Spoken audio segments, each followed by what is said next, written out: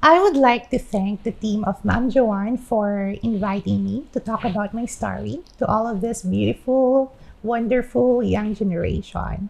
I really hope that as you watch this, you are having a pleasant day.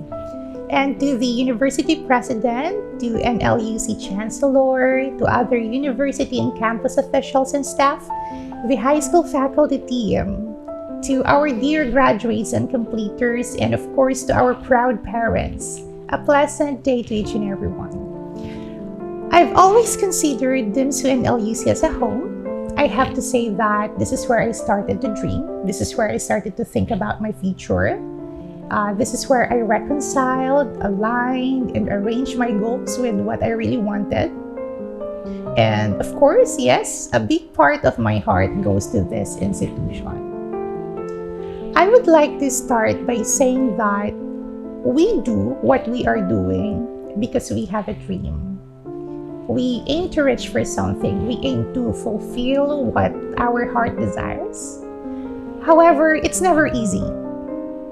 Achieving our dreams, it's not always a beautiful road. Most of the time, it's rocky. Most of the time, it will push us to experience our version of rock bottom.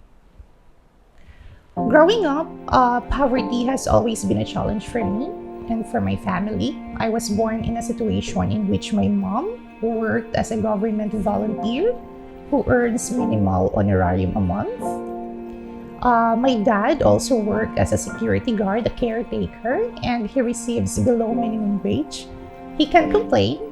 We are in a situation in which he can't complain because if we do, we will all die with hunger, die literally, die figuratively. So we have also to do farming. We have to do farming also as a source of income. And I know that you're aware that farming, it's really difficult. But my family, we have no other choice. So I told myself I have to do well, I have to do my best, I have to break this cycle, and I have to work really, really hard. And this is when I started valuing education. We live on top of the mountain. We live in Lacong San Gabriel, La Union. So I had to go to Lacong Elementary School. And I had to walk an hour to reach my school. I remember my sister and I have to carry and sell a basket of fried kamote cube, so that at least we can earn a little for our allowances. I remember also that we have to limit our family expenses, in which my mother, she only buys me new clothes during Christmas, during graduation ceremony, so it's like only twice a year. It's really sad, but we can't complain because I have to understand that the little comfort that they're giving me, it's already a tremendous effort and sacrifice for them. I remember also when I was in high school, my dad had to bring me to Dimsu from Lacong every school day. My mom has to make a lot of soft broom or walis tambo to make sure that we are financially supported. So you see, those kind of sacrifices from parents, from our parents, they will do everything for us. My mom cries whenever she gives me my weekly allowance because I know that she knew from the bottom of her heart that it's not really enough.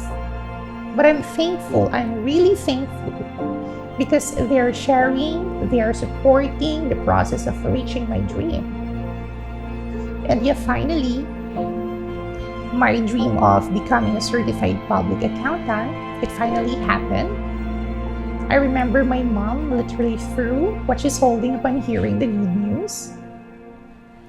But I thought that becoming a CPA would bring me a lot of opportunity as a person for my family.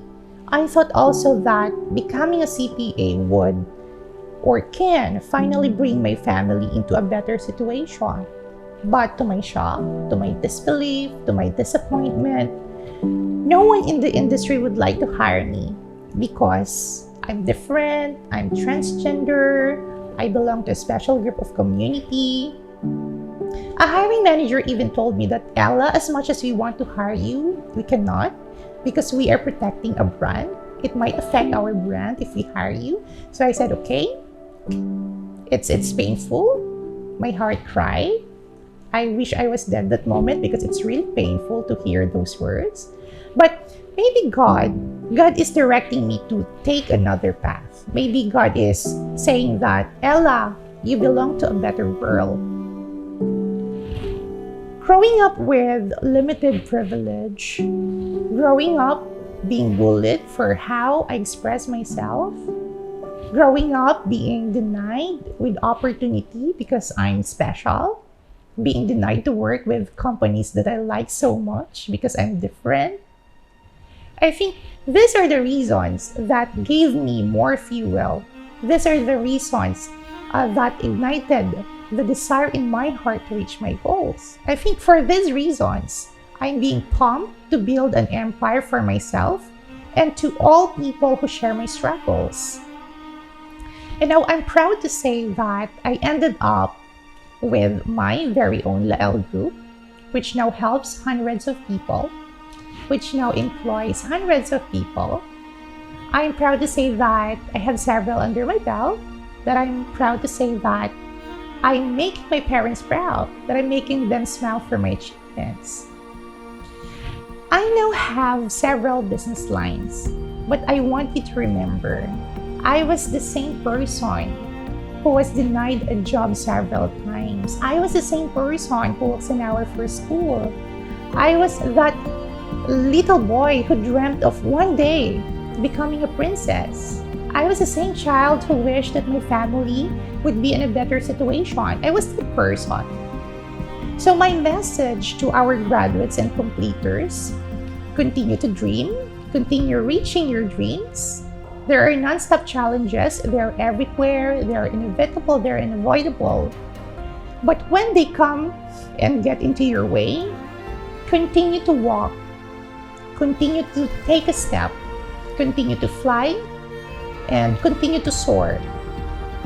I would like to say that there are two types of people in this world. Number one, a person who watches things happen. And number two, a person who makes things happen. And I hope and I pray to God that all of you will choose to be a person, to be that person who makes things happen.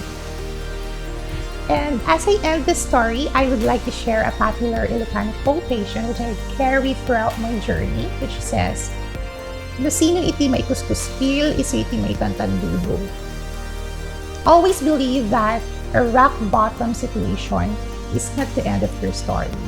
In fact, it is the start of a wider spectrum of discovering success with your own abilities and strategies. Just like building a house where you start with your foundation. You start your foundation from the very bottom. But the core of the house is its strength. The same with yourself. The center shall be on your goals and determination in attaining it. That at the end of the day, you may be shaken, but remember, you will not fall. Agyamanak din sa NLUC, agbiag kayo amin nga naggraduar tatang at tiyempo iti pandemya.